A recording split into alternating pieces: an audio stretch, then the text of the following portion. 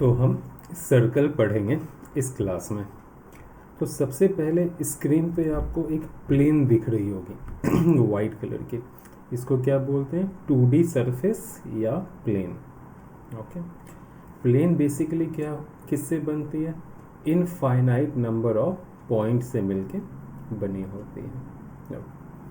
तो इस प्लेन में एक कर्व हम ड्रॉ करेंगे और वो जो कर्व होगी वो एक पर्टिकुलर पॉइंट से इक्वी डिस्टेंस पर होगी। यानी वो कर्व जितनी भी पॉइंट्स से मिलकर बनेगी वो सारी पॉइंट्स एक फिक्स्ड पॉइंट से फिक्स्ड डिस्टेंस पर होगी। तो हम उस कर्व को ड्रॉ करते हैं। तो देखो ये एक प्लेन है और इस प्लेन में हम एक कर्व ड्रॉ करते हैं।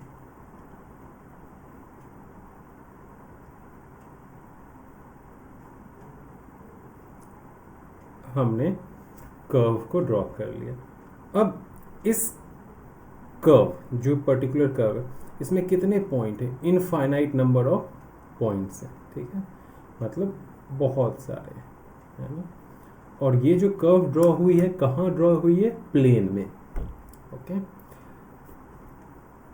तो इस कर्व में जितनी भी पॉइंट्स है वो यहाँ अगर मान लो एक कोई पॉइंट है, लेट्स से यहाँ, उससे इक्वी डिस्टेंस है। ये चाहे यहाँ एक पॉइंट हो, यहाँ एक पॉइंट हो, यहाँ एक पॉइंट हो या यहाँ एक पॉइंट हो, तो इस कर्व को हम क्या बोलेंगे? सर्कल। ओके, इस कर्व को क्या बोलेंगे? सर्कल। तो सर्कल बेसिकली क्या हो गई? ये figure.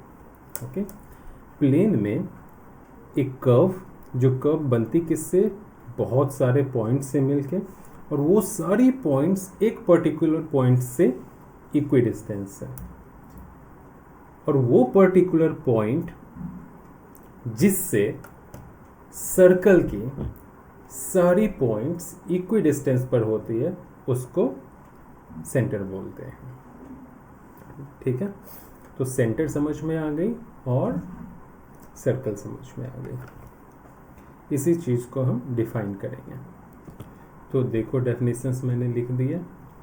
A circle is the collection of all those points in a plane each of which is at a constant distance from a fixed point in the plane and the fixed point is called the centre. ठीक है, इसको हम बोलते हैं centre.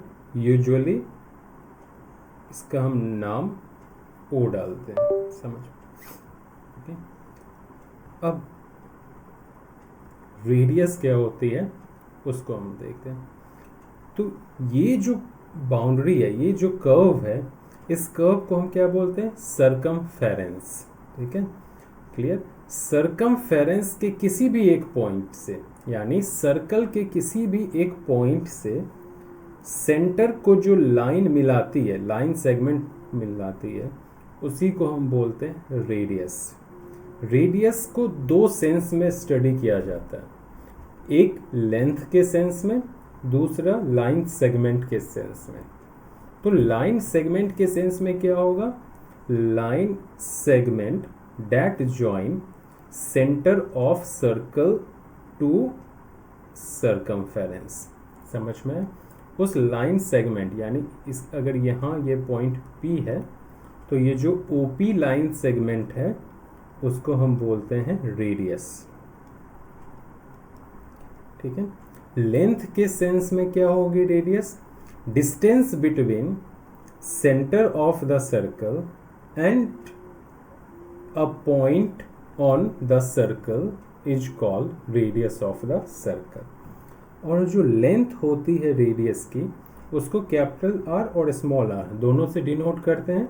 तो मैं यहाँ small r ले रहा हूँ। ठीक है, ओके, तो r small r equal to क्या हो गई? OP। ये हो गई radius of the circle. Radius of the circle जो होती है वो हमेशा पॉजिटिव होती है। ओके, रेडियस ऑफ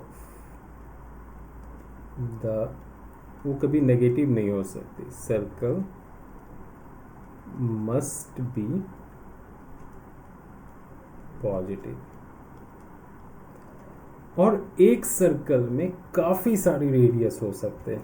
एक रेडियस यहाँ है, दूसरी हम यहाँ ड्रॉ कर सकते हैं, तीसरी यहाँ, चौथी यहाँ, पांचवी यहाँ। तो सर्कमफेरेंस के हर एक पॉइंट से सेंटर को मिला के हम क्या बना सकते हैं, एक रेडियस।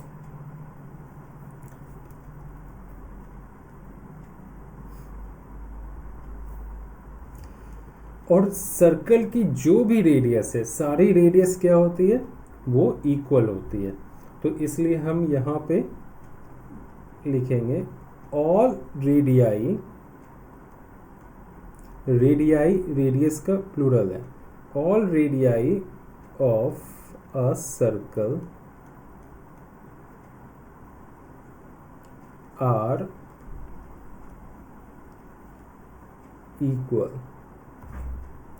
एक और मज़ेदार पॉइंट है, अगर आपसे पूछ दिया जाए कि क्या सर्कल की सेंटर सर्कल के ऊपर लाई करती है, नहीं, सर्कल के सेंटर सर्कल के ऊपर लाई नहीं करती, सर्कल के अंदर, इनसाइड द सर्कल लाई करती है। क्लियर हो गया? तो हम क्या बोलेंगे, the centre of a circle does not lie on the circle, the center of the circle does not lie on the circle।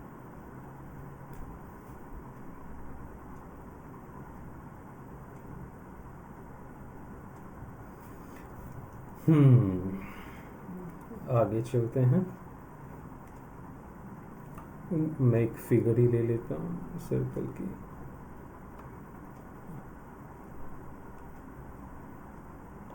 Okay,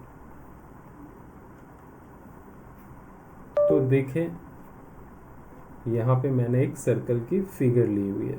okay, मान लो ये है इसकी सेंटर। तो ये जो वाइट कलर की पोर्शंस है प्लेन में, वो उसको हम क्या बोलेंगे, एक्सटीरियर ऑफ अ सर्कल। ये क्या है, एक्सटीरियर ऑफ अ सर्कल। ये जो ब्लू कलर की पोर्शंस है, इसको हम बोलते हैं इंटीरियर ऑफ अ सर्कल। और ये जो सर्कमफेरेंस है, जो बाउंड्री है ब्लैक कलर की, इसको हम बोलते हैं सर्कल, है ना। तो इस तरह से हम देख सकते हैं सर्कल जो है वो प्लेन को 3 रीजन में, 3 एरिया में, 3 पार्ट में डिवाइड करती है। पहला सर्कल इटसेल्फ, खुद जो बाउंड्री है। दूसरा उसके अंदर की area, interior of a circle.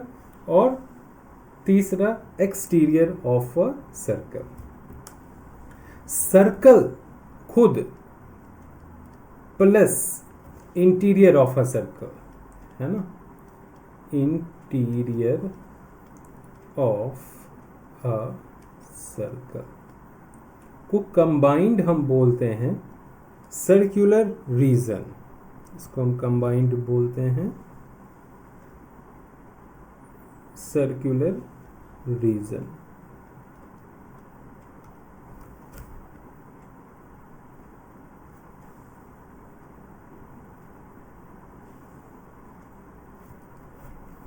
Okay, अब मैं इसको रब कर रहा हूँ, आप लोग नोट डाउन करते जाना।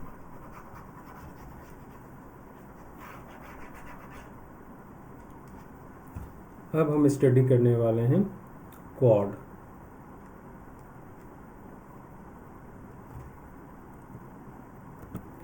तो सर्कल के ऊपर कोई भी 2 पॉइंट ले लो। तो एक पॉइंट मान लो मैंने यहाँ ले ली और दूसरी पॉइंट यहाँ ले ली।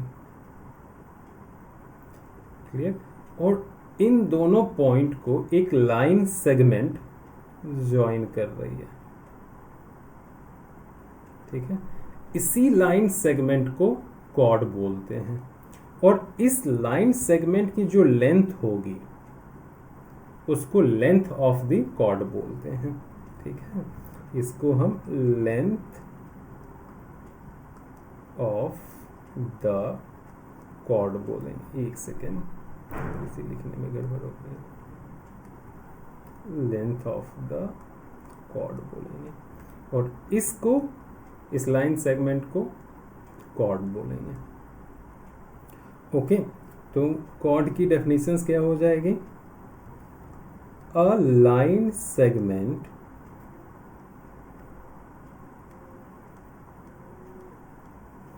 joining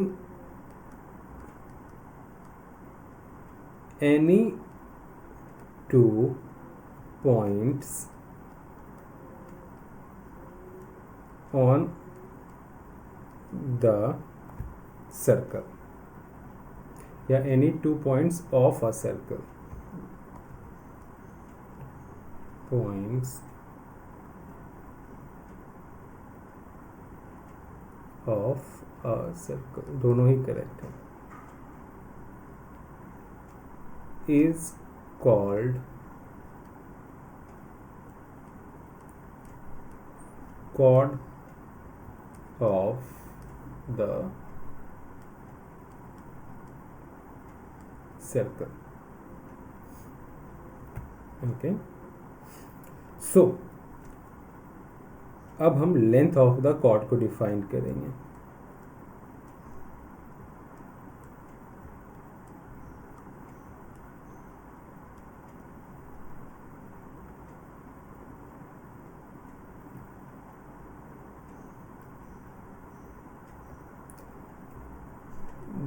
The distance between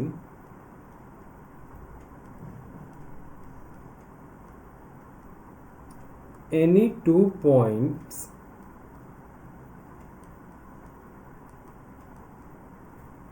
of a circle is called length of the chord.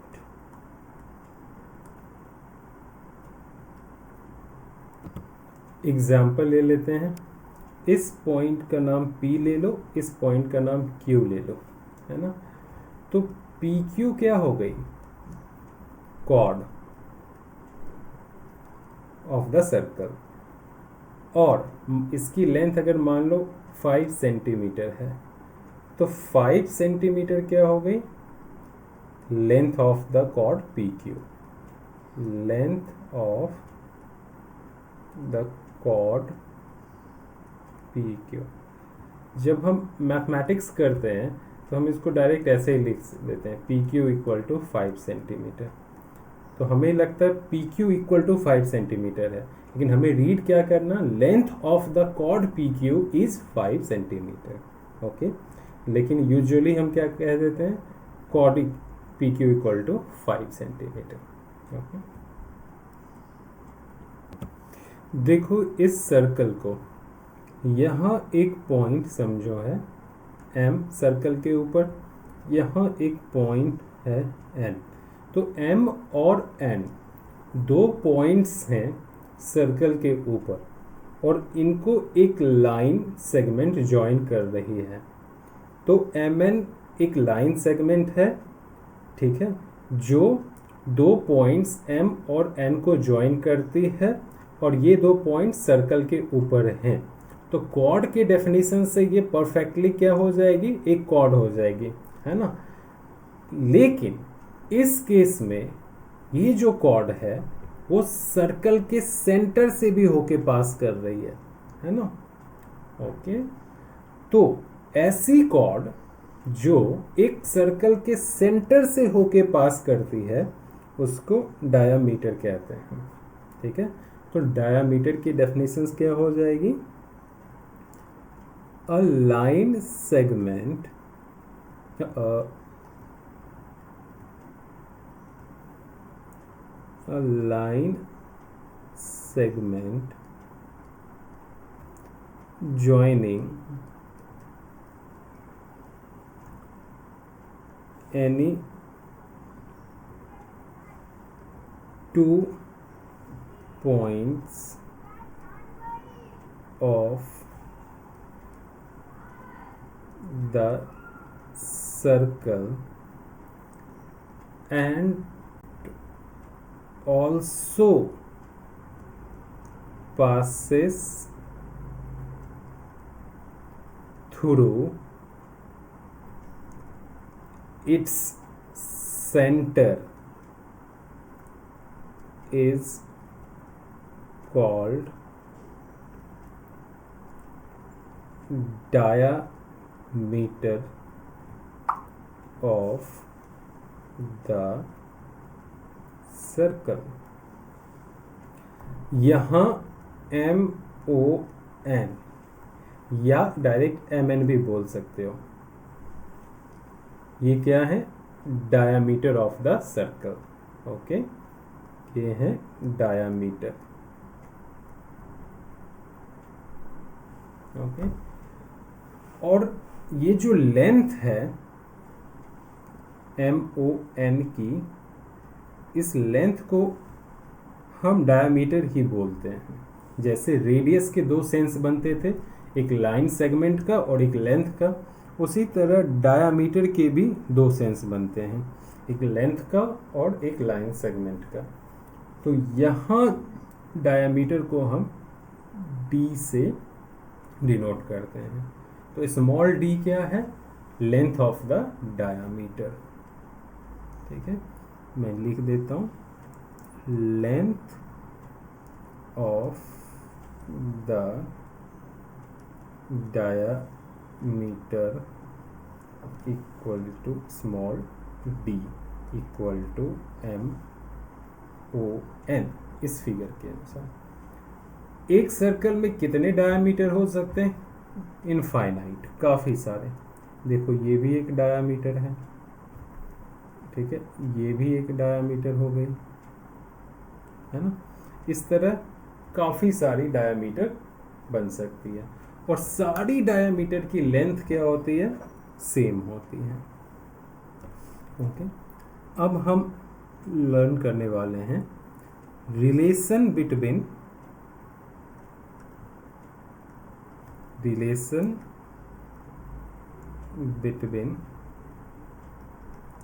diameter and radius। Diameter और रेडियस के बीच में क्या रिलेशंस है? तो देखो क्या होती है, जो डायामीटर की लेंथ होती है वो रेडियस की लेंथ की डबल होती है, या रेडियस इक्वल टू बोल सकते हो half of the length of the diameter. दोनों ही तरीका चलेगा। ओके, डायामीटर सर्कल की लॉन्गेस्ट कॉर्ड होती है। ओके, तो इसको ऐसे भी बोल सकते हो, डायामीटर ऑफ अ सर्कल को मैं डायामीटर ऑफ अ सर्कल को लिख देता हूँ यहाँ पे, लॉन्गेस्ट कॉर्ड।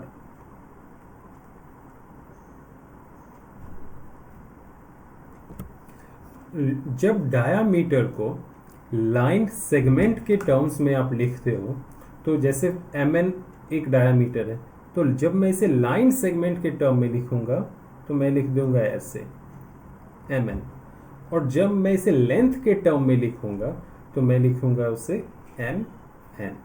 ठीक है, तो यहाँ पे ये किसके टर्म्स में है? लेंथ के टर्म्स में है। क्लियर हो गई? और लाइन सेगमेंट के टर्म्स में होगी तो क्या होगी? इसके ऊपर एक बार आ जाएगी। That's it.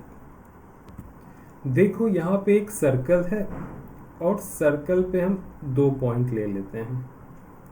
लेट्स से एक यहाँ ले ली, दूसरी यहाँ ले ली।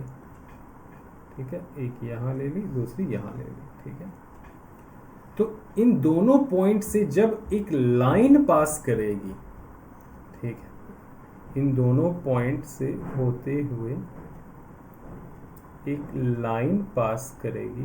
थोड़ी सी मैं जगह चेंज कर देता हूँ यहाँ। तो उस लाइन को हम बोलेंगे सेकेंट ऑफ अ सर्कल। तो ये जो लाइन है ये क्या है, सेकेंट ऑफ अ सर्कल। याद रखना, सर्कल के ऊपर दो पॉइंट से जब एक लाइन पास करती है तो उसको सेकेंड ऑफ अ सर्कल कहते हैं, लेकिन सर्कल के ऊपर दो पॉइंट को जब एक लाइन सेगमेंट ज्वाइन करती है तो उसको कॉर्ड बोलते हैं। ये बहुत बड़ा डिफरेंस है। तो मैं इसकी डेफिनेशंस लिख दूं।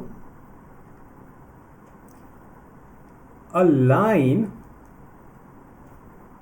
which meets a circle in 2 points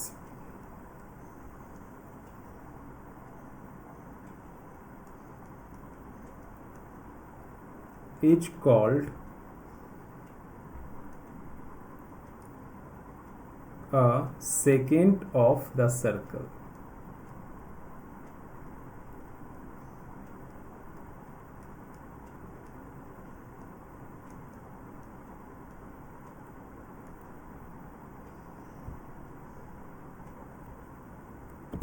एक सर्कल में काफ़ी सारी सेकेंड ड्रॉ की जा सकती है, जैसे ये भी एक सेकेंड हो गई, ये भी एक सेकेंड हो गई, ये भी एक सेकेंड हो गई।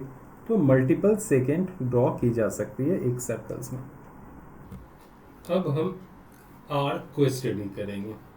तो देखो, आर्क के काफ़ी टाइप्स होते हैं, वो भी मैं साथ में लिख देता हूँ क्योंकि हमें वो भी स्टडी करनी है। तो आर्क के कितने टाइप्स होते हैं? पहला minor arc, major arc, semi circle, circumference.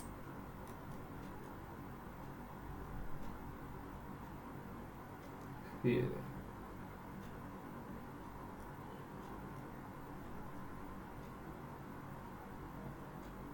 Mainly हम इन दोनों को ही पढ़ते हैं, ठीक है, लेकिन समझेंगे सबको। तो बेसिकली आर्क का मतलब क्या होता है? आर्क का मतलब होता है continuous part of a circle, ठीक है। तो यहाँ पे रेड कलर पे फोकस करिएगा।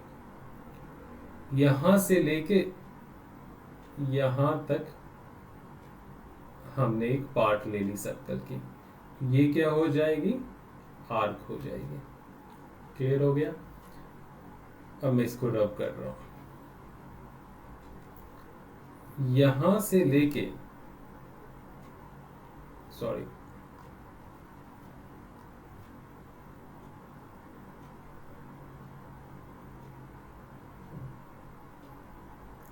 यहां तक मैंने सर्कल की पार्ट ली, ये भी क्या होगी? आर्क होगी। अगर मैं इसको पूरी घुमा लूं, लेट्स से यहां से यहां मिला, तो ये भी क्या है? एक आर्क ही है। और इस आर्क को हम क्या बोलते हैं? सर्कमफेरेंस। ये पूरी की पूरी सर्कल को कवर कर रही है आर्क। ऐसी आर्क जो पूरी की पूरी सर्कल को कवर कर ले उसको क्या बोल देंगे? सर्कमफेरेंस, ठीक है। अब फोकस करना है इस आर्क के ऊपर। ये छोटी सी आर्क जो है ना, एक सेकेंड में नेमिंग भी कर दूं। देखो, इस पॉइंट को P लेते हैं, इसको Q लेते हैं और इससे इसको मिला दें। ये छोटा सा पार्ट हो गया, लेकिन कॉन्टिन्यूअस है, बीच में ब्रेक नहीं है। तो ये जो छोटा सा कंटिन्यूअस पार्ट है यानी PQ, इसको हम बोलेंगे माइनर आर्क, है ना। तो माइनर आर्क क्या होती है? आधी सर्कल से कम होती है। अगर यहाँ लेट से एक डायमीटर है तो ये सर्कल को हमने दो इक्वल पार्ट में डिवाइड कर दिया, तो ये जो आर्क है पी क्यू, ये क्या हो गई, आधी सर्कल के लेंथ से कम है, तो इसलिए इसको हम बोलेंगे माइनर आर्क। लेकिन अगर ये ऐसा हो जाए, थोड़ा सा और मैं डीप कर दूं, इस तरह से P और Q दो पॉइंट को ही हम ज्वाइन कर रहे हैं, लेकिन हम इस तरह से ज्वाइन कर रहे हैं, तो ये जो ग्रीन वाली पार्ट है ये भी कॉन्टिन्यूअस है, यानी आर्क की डेफिनेशंस में फिट बैठ रही है, तो इसको हम बोलेंगे मेजर आर्क। ठीक है, ये हो जाएगी मेजर आर्क, क्योंकि हाफ ऑफ सर्कल से ये बड़ी है। ठीक है, और ये रेड वाली क्या हो जाएगी, माइनर आर्क। तो मेजर, माइनर और सरकमफेरेंस समझ में आ ही गया। अब हम पढ़ते हैं semi circle.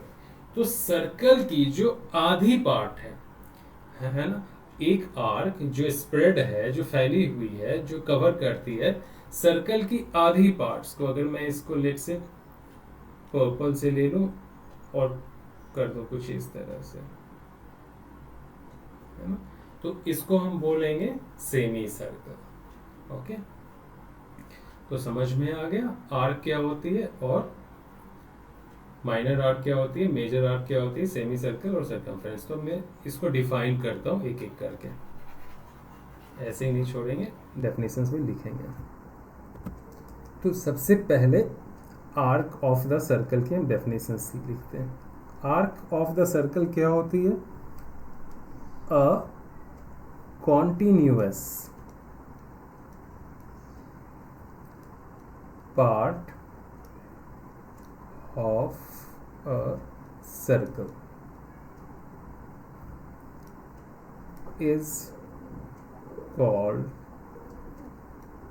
the arc, sorry, capital letter, it's called the arc of the circle। याद रखें, आर्क को डिनोट करते हैं एक सिंबल से, वो है इस तरह की सिंबल। ओके, फॉर एग्जांपल ये P है, ये Q है और ये आर्क है ना। ओके, तो इसको हम डिनोट करेंगे PQ आर्क। मैं इसको अब रब कर रहा हूँ। तो आर्क की डेफिनेशंस क्लियर हो गई। अब हम पढ़ेंगे माइनर आर्क की डेफिनेशंस को। Minor arc of a circle, तो इसको क्या बोलेंगे, an arc less than 1/2 of the whole arc of a circle. An arc less than 1/2 of the whole arc of the circle is called minor arc। ठीक है, an arc, एक arc जो कम हो, जिसकी लेंथ कम हो, किससे, 1/2 ऑफ द होल आर्क, यानी पूरी आर्क की आधी से भी कम होनी चाहिए। समझ, तो मेजर आर्क क्या हो जाएगी, मैं यहाँ ड्रॉ भी कर दूं माइनर आर्क को, ये हो गया माइनर आर्क P और Q, और अगर यहाँ हम R डाल दें तो देखो PQ क्या हो गई, माइनर आर्क, PRQ क्या हो गई, मेजर आर्क। तो यहाँ पे लेस देन की जगह सिर्फ ग्रेटर देन डालेंगे और मेजर आर्क की हमें डेफिनेशन मिल जाएगी। तो क्या हो जाएगा, an arc greater than 1 half of the whole arc of the circle। तो मेजर आर्क और माइनर आर्क दोनों समझ में आ गई होगी। अब हम डिफाइन करेंगे सेमी सर्कल को।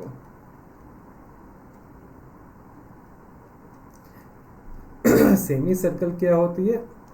1/2 of the whole arc of a circle. मतलब अगर ये डायामीटर है ना, जो कि सर्कल को दो इक्वल पार्ट में डिवाइड कर रही है, तो इस पॉइंट से अगर आप इस पॉइंट को कनेक्ट करोगे और ये S ले लो, ये R था और ये T ले लो, तो SRT जो आर्क है वो क्या हो गई? Semi circle. ओके, और सर्कमफेरेंस तो पता ही है, 1 whole arc of a circle is called circumference. तो सर्कमफेरेंस ये क्या है? 1 whole arc of the circle. देखो ये सर्कल है और इस सर्कल के यहाँ सेंटर है O। मान लो ये एक पॉइंट है P और ये एक पॉइंट है Q। तो P से अगर हम Q को देखें तो हमें क्या पता चलता है? ये एक माइनर आर्क है। ओके, ये क्या है? Minor arc. सेंटर से अगर आप P को मिला दो, मान लो यहाँ है P, और Q को मिला दो, तो ये क्या होगी? ये दोनों ही रेडियस है ना? क्लियर? ये दोनों ही क्या है? रेडियस। तो ये जो पूरी एरिया है ना प्लेन की, ये जो पूरी पार्ट है, ओके, क्योंकि ये किससे बनी हुई है? माइनर आर्क से, तो इसको हम बोलते हैं माइनर सेक्टर। समझ में आया? ये पूरी जो आर्क है, ये पूरी जो एरिया है, इसको हम क्या बोलते हैं? Minor sector. क्यों? ये क्योंकि ये किससे बनी होती है?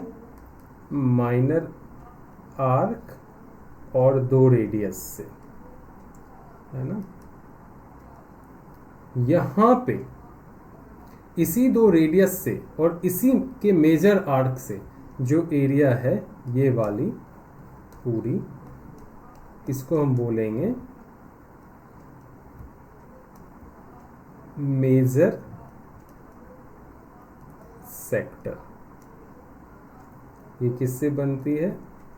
मेजर आर्क और 2 रेडियस। क्लियर? 2 सेम रेडियस और 2 सेम पॉइंट P और Q, लेकिन आर्क क्या होगी यहाँ? मेजर, और यहाँ क्या हो जाएगी? माइनर। तो सेक्टर ऑफ अ सर्कल से क्या समझे? The part of the plain region, मैं लिख ही देता हूँ, the part of a plane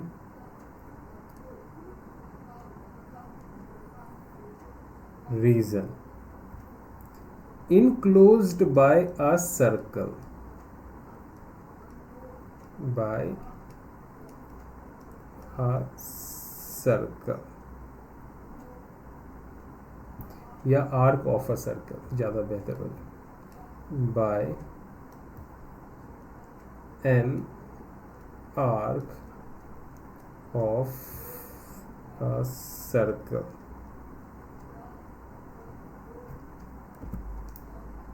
and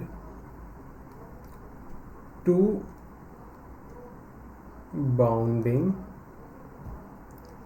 radii is called sector of a circle. ठीक है, आर्क और दो बाउंडिंग रेडियाई से जो एरिया मिलेगी उसी को क्या बोलते हैं, sector of a circle. Okay, minor arc और दो बाउंडिंग रेडियाई से जो सेक्टर मिलेगी उसको हम बोलेंगे minor sector of a circle, और मेजर आर्क और दो बाउंडिंग रेडियाई से एरिया मिलेगी उसको हम बोलेंगे major sector of a circle. अभी देखो यहाँ एक सर्कल है, ये इसकी सेंटर है। हम सर्कल में कोई भी एक कॉर्ड ले लेते हैं, ये कॉर्ड ले ली ए और बी। तो ये जो कॉर्ड है सर्कल को दो पार्ट में बांटता है, डिवाइड करता है ना। एक पार्ट हो गई जो कॉर्ड के नीचे है यहाँ पे, और एक ऊपर है ये वाली पूरी। ठीक है, तो ये पूरी एरिया नीचे वाली जो है, ये पूरी एरिया क्लियर, ये पूरी जो रीजन्स है उसको हम बोलेंगे माइनर सेगमेंट। ठीक है, और ये पूरी जो एरिया है ऊपर उसको हम बोलेंगे major segment of a circle, और ये क्या हो गई, minor segment of a circle. तो एक कॉर्ड सर्कल को डिवाइड करती है दो सर्कुलर रीजन में। ठीक है, और इन दोनों सर्कुलर रीजन्स के अपने अपने नाम होते हैं। जिसकी एरिया छोटी होगी वो हो जाएगी माइनर सेगमेंट, जिसकी एरिया बड़ी होगी वो हो जाएगी मेजर सेगमेंट, है ना। बस यही है। चलो अब इसकी डेफिनेशंस के बारे में सोचें, पहले फिर से देख लेते हैं। कॉर्ड सर्कल को दो इक्वल बोल रहा हूँ, कॉर्ड सर्कल को दो रीजन में डिवाइड करती है। ईच रीजन को सेगमेंट बोलते हैं। जिस रीजन में माइनर आर्क होती है उसको माइनर सेगमेंट बोलते हैं। जिस रीजन में मेजर आर्क होती है उसको मेजर सेगमेंट बोलते हैं। फिर से रिपीट कर देता हूँ। एक कॉर्ड एक सर्कल को दो रीजन में बांटती है, दोनों रीजन्स को सेगमेंट बोलते हैं। जिस रीजन में माइनर आर्क होता है उसको माइनर सेगमेंट बोलते हैं, और जिस रीजन में मेजर आर्क होता है उसको मेजर सेगमेंट बोलते हैं।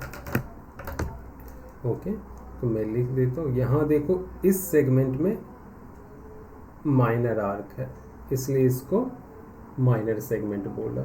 इस सेगमेंट में मेजर आर्क है यहाँ से यहाँ तक, इसलिए इसको मेजर सेगमेंट बोला।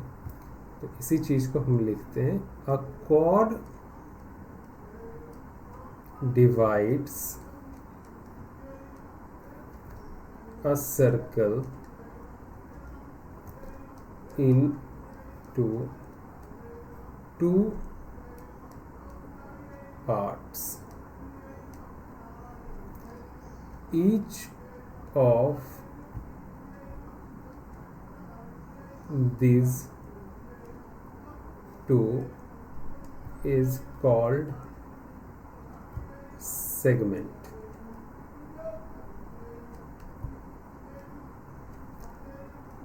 The segment of a circle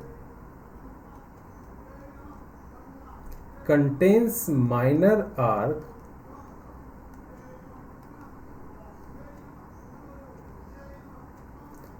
is called minor segment.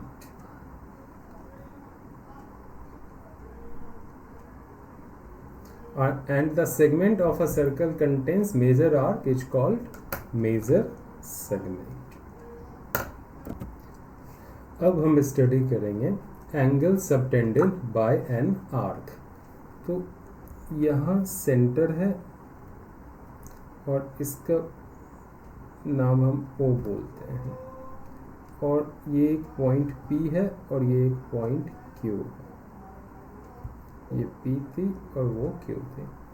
तो देखो P से Q को हम मिला देंगे तो ये क्या बन गई, एक माइनर आर्क बन गई। ठीक है। अब दो बाउंडिंग रेडियाई, रेडियस तो बहुत सारे हो जाएंगे। देखो ये भी एक रेडियस है, लेकिन इसको बाउंडिंग रेडियस बोलेंगे नहीं। बाउंडिंग रेडियाई क्या करती है, एक क्लोज फिगर बनाती है ना। तो यहाँ से इसको जो मिलाएगी वो एक बाउंडिंग रेडियस है, और यहाँ से जो इसको मिलाएगी ये एक बाउंडिंग रेडियस है। क्लियर। तो एक आर्क के लिए दो ही बाउंडिंग रेडियस हो सकते हैं, यानी बाउंडिंग रेडियाई की संख्या 2 होती है। ओके, 2 से ज़्यादा नहीं हो सकती। क्लियर। तो ये आर्क पी क्यू और बाउंडिंग रेडियाई सेंटर पे जो एंगल फॉर्म करते हैं, ये वाली, मान लो ये एंगल है थीटा, ये एंगल क्या है, थीटा। ओके, तो ये इसी एंगल को बोलेंगे angle subtended by the arc P Q. मैं इसको लिख भी देता हूं, एंगल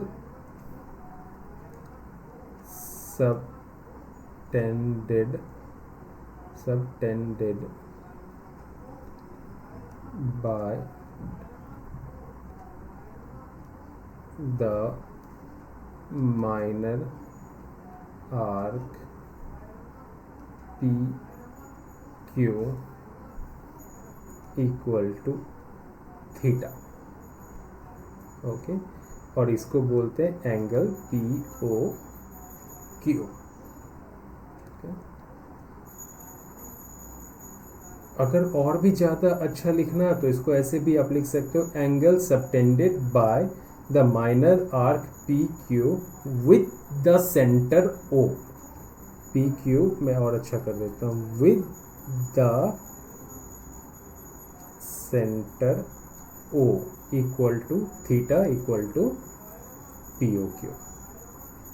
अब यही आर्क है ना, अगर यहाँ पे ये पॉइंट ले लो, लेट्स से M, यहाँ अगर एंगल फॉर्म करे तो कैसे करेगी, एक यहाँ से गई, एक यहाँ से गई, इसका नाम हम डाल देते हैं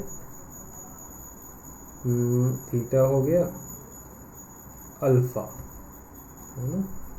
तो अल्फा इक्वल टू क्या है, एंगल सबटेंडेड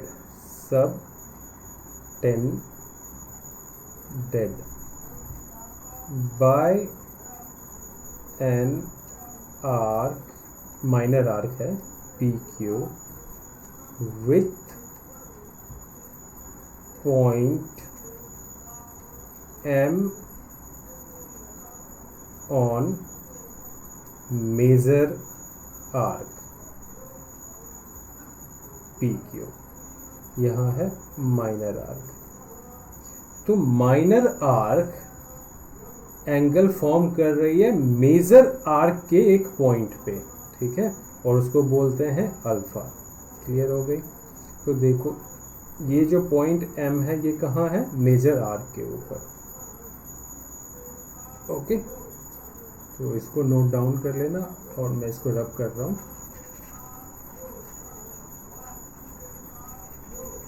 देखो ये एंगल थीटा है, तो ये एंगल क्या हो जाएगी, ब्लू, ये एंगल क्या हो जाएगी 360 डिग्री माइनस थीटा।